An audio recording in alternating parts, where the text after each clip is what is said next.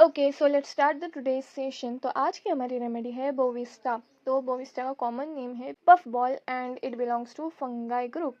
तो जो ये बोविस्टा है ना, ये मेनली फीमेल रिप्रोडक्टिव सिस्टम की रेमेडी है। सो कुछ पॉइंट्स है इसके इंपॉर्टेंट, तो उसे याद रखो, फीमेल के पॉइंट्स याद रखो and you are good to go. So let's start this by constitution। तो constitution as in Baryta carb हमने लास्टली पढ़े थे कि बराइटा कार्ब में जो रेमेडी है वो चिल्ड्रन के लिए, ओल्ड मेड्स के लिए सुटेबल होती है। तो उसी तरह से जो है बोविस्टा में भी ओल्ड मेड्स के लिए ये रेमेडी बोविस्टा जो है वो सुटेबल है। स्टैमरिंग चिल्ड्रन के लिए, जो कि ठीक से बोल नहीं पाते, एबनॉर्मल उनका स्पीच होता है, तो ऐसे छोटे बच्चों के लिए जो है bovista is a good remedy. Mentals की बात करें तो एज गिवन इन एपीज में हमने पढ़ी थी ना कि जो ऑकवर्डनेस की वजह से जो है वो चीज़ें जो है वो हाथ से गिरा देता है, तो same complaint is also given in the Bovista. Awkwardness incline to drop things from hands, objects fall from powerless hands. ऐसा लगता है कि उसके हाथों में जो है वो पावर ही नहीं है।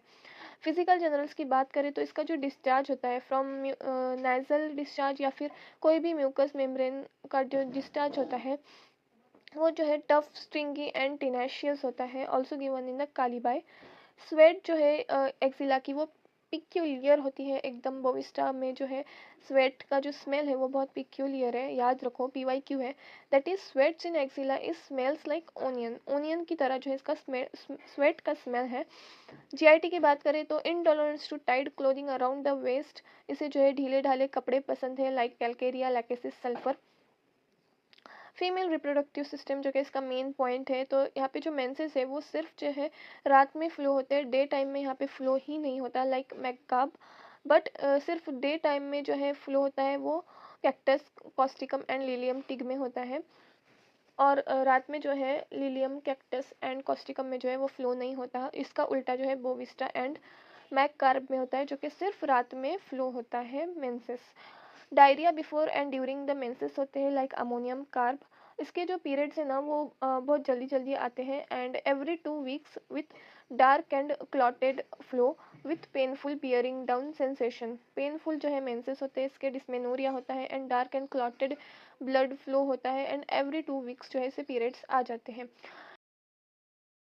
Extremities, it is also an important point कि जब भी कोई ब्लंट इंस्ट्रूमेंट, सीजर्स, नाइफ ये हाथ में पकड़ेगा तो उसके जो उस इंस्ट्रूमेंट के जो इम्प्रेशंस है वो जो है पेशेंट्स के हाथ में आ जाएंगे जल्दी से, ठीक है। थोड़ी देर के लिए भी पकड़ा तो जो है उसके इम्प्रेशंस जो है वो हाथ में, फिंगर्स में आ जाएंगे। So usually deep impressions on finger from using blunt instrument, scissors and knifes.